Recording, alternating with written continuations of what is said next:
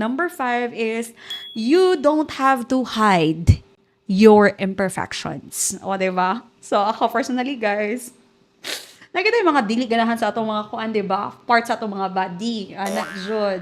Yeah. Encourage lang yun ko ato. Napunta sa akong shoutout yun for Minty. Pero kada episode na lang, ma-enter yun akong crush. Balik na ba sa akong crush? Sige na lang yung ka-mention akong crush. Hayahay, kini siya. Pandol-pandol na siguro. Kung aha man siya karon basi gakatamling-tamling, gakapandol-pandol na yun siya kay Best in Mention. Best in Special Mention Award. Ana dyan ko ato nga kanang laka sa iyang mga pictures kay hamis magiging siya mga kutis mga mamanser. Sa mga video po niya kay hamis magiging siya kutis. Jun secure ang show memes. Ana dyan ko ato nga look my gosh, hamis kay kutis akong crush kay nga naman. Katong time nga ga-take pa kong Master of Laws, grabe gid ang breakout.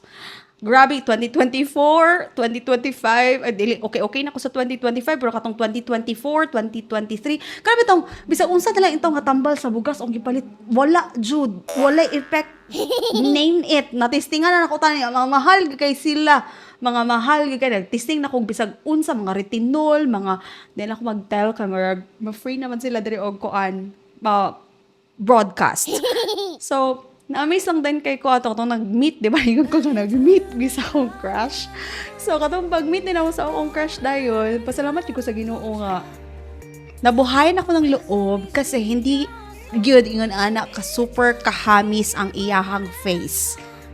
Ako ma'am, daghan jud kay ko mga kanang mga uwat-uwat gid sa bugas. Ug napagi mga live from ABS-CBN pa gid nga mga bugas nga. Buhi pa gid sila nga. Uban kay kamatino na, uban kay kaming pagid sila. So, ano lang yun guys, dili na to i-hide ang ato mga imperfection. Kay kung naata imperfection, naamang pud ang uban. Ang key lang yun, anak guys, is dinawatay lang yun na siya.